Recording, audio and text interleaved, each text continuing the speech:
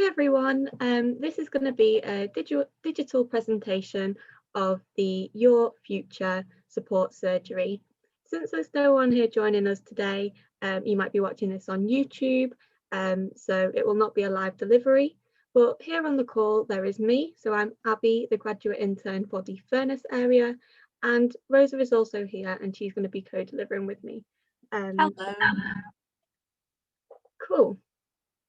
So let's get into it. So today we are given the Your Future presentation, which I just mentioned before, and this is going to be how you can kind of make decisions on what you'd like to do next and just give you a few top tips on how you can make these decisions. So before we get into it, on the screen now you'll see a load of businesses, universities, colleges, and these are all of our partners, and we work with these partners with the shared goal of giving you all the information you need to make informed decisions about your future choices, with the ultimate goal of hoping that you will progress on to higher education, whether this is through university or through a degree or higher apprenticeship. So the aims and outcomes for this session are to understand what Hello Future is and what we do. So we've kind of already talked about that, but hopefully even by the end of the session, you'll have even more of an idea. To explore how your interest could affect your career path. So how it's not necessarily just about what's going to earn you the most money or kind of where, going to a place you really want to go to. It's also just really looking at what it is that's important to you and what you love doing and how that can link into your career. And then finally, to understand how to explore your future options in education. So how actually, especially after GCSEs, the options for what you can study and what you can get qualifications in really opens up. So that can link into kind of any subjects that you're slightly more interested in. So we're going to start off with just a little activity. I'm just going to put the question out there of, do you know what you want to do with your future? So Rosa, when you were, year 9, kind of looking towards the future, did you have any ideas? I would say that especially around the time of year 9, I was probably in between. So I have a few ideas of what I would like to do in the future, and I have no idea. And I would say that I was probably still in that area at 22 years old.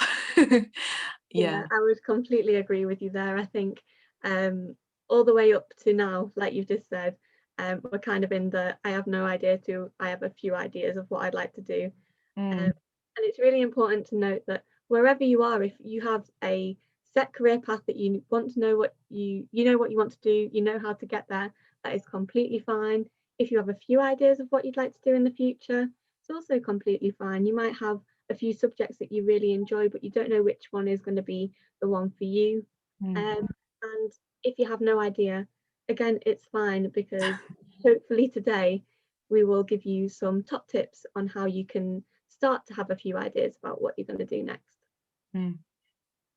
So to kind of lead on from this, what was your first childhood dream job, Rosa? So when we were children, I'm not sure if it exists now, but there was a TV channel called Cartoon Network, and on Cartoon Network there was a show called Totally Spies. They were so cool, and I really wanted to be one of the Totally Spies, aka a cartoon crime fighter, which is obviously a little bit different to what I do now, but it's been really nice doing this exercise because it's really made me tap into how out there and creative my ideas were as a child, which is a really nice thing to kind of remember that was part of my thinking that I can potentially still use today. How about you, Abby? What was your childhood dream job? So my first childhood dream job was I really wanted to be an air hostess. Maybe mine's a little bit more realistic than Rosa's, but potentially. Whenever I went on holiday or anything like that, I thought air hostesses were so glamorous. They got to travel around everywhere. I loved the uniforms, the makeup, all of it. And that was my first job. And as Rosa's kind of already suggested to a little bit there, we both didn't end up taking them. Neither of us are doing them, and that is completely fine yet. There's still time. There's still time. But it just kind of shows that as you get older, your interests might change. So if you're in the category of I don't know, I have a few ideas, but not too sure yet. Your ideas might change and it might become a little bit clearer to you as you get older and learn more things. Mm. So one thing that might be useful to you to kind of think about is the philosophy of Alan Watts. So Alan Watts was an American philosopher, and he went round colleges in America, so that's kind of equivalent to our university, and he'd ask the students, what do you want to do when you finished? And a lot of them were kind of like, I'm not too sure, don't know what I want to do next. So to help them make their decisions, he would then ask, what would you like to do if money were no object? So if it didn't matter how much you were going to earn, you were going to be financially sound no matter what you did, what do you enjoy spending your time doing? And one example he got back was a girl who really enjoyed horse riding and she loved horses. And he said to her, it's better to have a short life that is full of what you like doing than a long life which is miserable. So this girl went on to work at a ranch, and because she was enjoying it so much, she eventually became a master of it. So the only way for you to become a master of doing something is to be really with it. So one way that you can kind of start to think about making decisions for your future is, what do I enjoy doing and what would I want to keep doing as a career? And that really leads into this great quote from Gloria Steinem, who's a feminist activist and writer. And she says in an interview, she said that for her, success is doing something you love so much that you forget what time it is when you're doing it. She goes on to say that when she sits down to write, it's the only time when she thinks that she shouldn't be doing something else. And I think that's a really great way of looking at how to define success, because it's not necessarily, again, like we said, it's not necessarily a physical thing, it's doing something that you truly love and enjoy. And that links back to the Alan Watts video as well. So going on from that, that leads us to ask you guys 4 questions. So you guys can think about this in your own time. You can maybe write some answers down, whatever works for you that helps you to think about these. So the first of those questions, again, linking to the Gloria Steinem quote, is what makes you lose track of time? So I know for me, things that make me lose track of time, probably reading. My degree was in English literature, and I think that me kind of knowing how much I loved reading was a big factor in me deciding to go on to do English literature at university, because I knew that it was something that I could just spend hours doing and very happily would, and sometimes realize that it was 3 a.m. and I had school the next day. So try and think about that for yourselves as well. The second question is, what do you spend money to do? So again, if I just keep using myself as an example, I would spend loads of money on books. It was something that I would always spend any birthday money I'd get or anything like that. It would go towards books. And so again, that was a big part of me thinking that this was something that I would be very happy to spend a whole degree doing. I'd spend 3 years studying them. And so this could be something like could be a magazine subscription if you subscribe to Empire or Enemy magazine or any of those. If you spend money going to football every week, if you've got to spend money for travel, just anything that you're happy to commit financially to could be a real indicator of what it is that you really enjoy doing. The next question is, where do you fear judgment? So this might be in a creative activity. So for me, I write, and I know that I'm terrified of ever showing anyone what I've written because I care about it so much, and I don't want them to criticize it, even though that's probably quite useful. But it could be a performance. It could be actually that you enjoy, even if you enjoy something that potentially, you might not have shared with many people, talking about that thing when you're really passionate about it can sometimes, bring that fear up, which I think again shows how much sometimes you can really care about something. The final question is, what is your favorite day of the school week? For this, we often get the answer of Friday, but really think about it could be that it's because there's art on a Wednesday or there's PE on a Tuesday or something like that. So it could be related to a school subject, but it might also be that, Thursday after school is when you go to band practice, or it's when you've got football or something like that. or it could be that you and your friends have a regular meetup on a game or something like that you do every Monday. So that can really be, again, what you make of it, but try and think about what it is in your schedule that really is the thing that brings you joy. So what careers might I be interested in? So I am just going to stop sharing my screen now for 1 second and get some useful resources up for you guys. So there are 2 website links, and the first is the prospects link and the second is the national careers link. Give me 2 seconds, guys.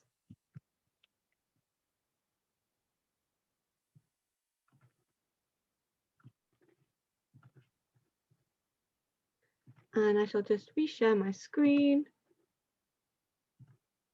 Can you see that, Rosa? Yep.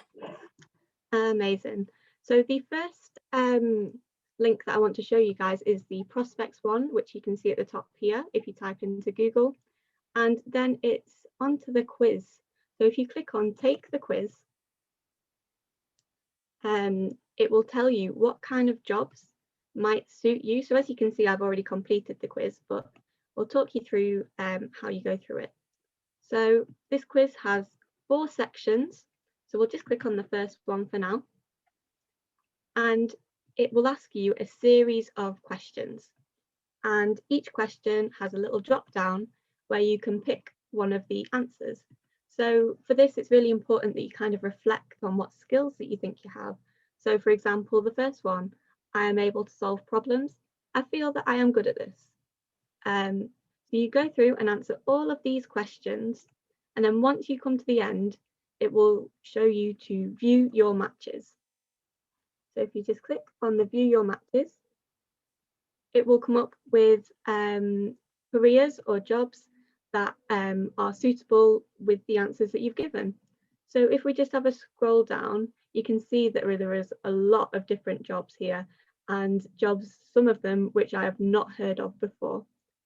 The great thing about the Prospects website is that you can then click view this job profile, and it will show you the responsibilities, salary, qualification, work experience, and all the things that you would do in that career and how you can get there. It's important to note, though, that just because the Prospects website might have linked you to a certain career, that is not what you have to do. It's just an indicator of what you might be good at. And the second website that we've got is the National Careers Service government website. And this is when maybe you've thought about a job that you might like to do. So let's use the example of cabin crew or air hostess that I mentioned about before. And if you search that, it will come up with results, and we'll just click on this top one here. And it will give you a little description of the job, the average salary that you can expect to get, the working hours, and if you will have to work unsociable hours, so evenings and weekends, that kind of thing. What is also great is it gives you what it becomes, how to become, an air hostess, what it takes, what you'll do, if there's any room for progression, and what's really useful is the current opportunities tab. So that kind of shows you where you could maybe get into this career. So if you really wanted to be an air hostess or cabin crew, you could go on to Lancaster and Morecambe College and apply there. So I hope them links are useful for you guys. I'm just going to stop sharing my screen again and get the presentation back up.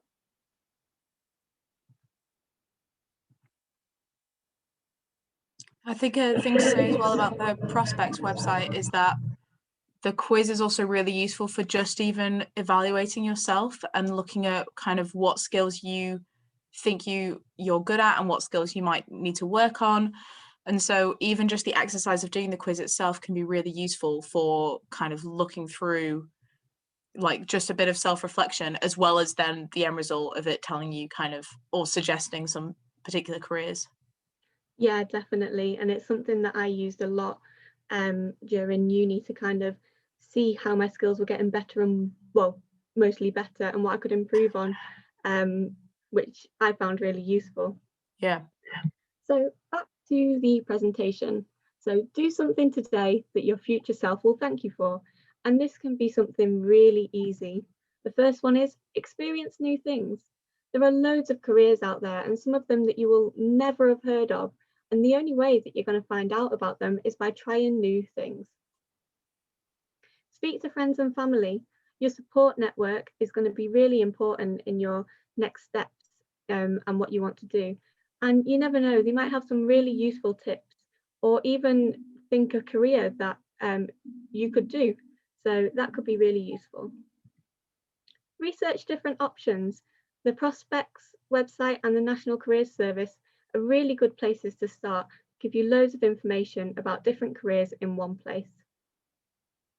Recognise your strengths. So going over the Prospects quiz is a really good way to start to think about what strengths you have and how that could translate into a career. And start asking questions. The only way that you're going to learn new things is by asking questions. So feel free to ask your teachers, your whoever's at home, friends, family, and think about these next steps that you're going to be taking. So that is everything for the main part of the content. So we've just got a few discussion points here for myself and Rosa. So I'm just going to ask Rosa the first question. How did you decide your next steps after sixth form, Rosa? I think it's a bit like what I was saying before, that I really tried to focus in on what I enjoyed, because I think I was lucky I went to a school that a lot of people went on to university from, or into other forms of higher education, a lot of apprenticeships as well. And so that kind of felt okay. And then trying to find things that I actually I knew that I'd be happy working on it for 3 years. And so, yeah, and then I knew that I wanted to live in a city. So I went to Bristol University and did English literature and also classical studies. And so that kind of came about. It came about from open days. I went to an open day at Bristol and loved it. And yeah, just trying to remember what I enjoy and also try and get as much experience of different universities, different courses, talk to as many people as possible. It was a lot of a trial and error situation for most of year 12. What about yourself? So kind of similar.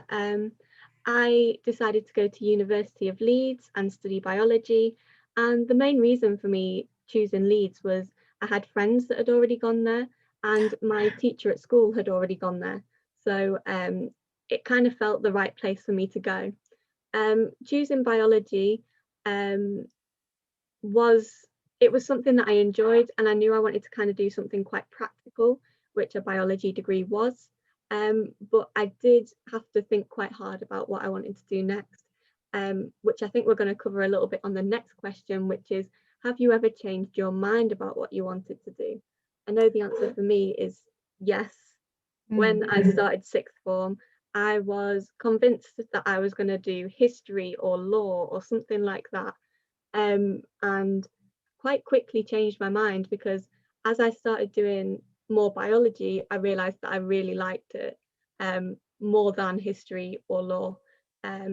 So it's completely fine to change your mind when you experience new things. What about you, Rosa? I think, yeah, I had a few changes in that I didn't get into my first choice university. And there was a long period where I wasn't sure whether I was going to carry on and go to Bristol or if I needed to take a year out and kind of reassess. And I chose to go straight onto Bristol, but that took a lot of readjustment. And again, kind of realizing that the path you take does not necessarily need to be the most obvious one that follows all the consecutive points that we're told to expect. It can you can kind of wind around things, and things can change really quickly, not only about yourself, but also about your circumstances. And that's absolutely fine. And most people will have experienced some change in when they're coming to their careers or kind of higher education or really anything in life. Yeah. How did you deal with the pressure of needing to know what you were doing next, Abby? Well, you see, that pressure it's quite hard. Yeah. I felt at sixth form, for me anyway, it was very much pushed that you were going to university. I don't know if you felt the same, but there was a big drive to go to university next, which was fine because it was something that I wanted to do. But, you know, I did get quite stressed on when I was picking between if I wanted to do history or if I was wanting to do something different.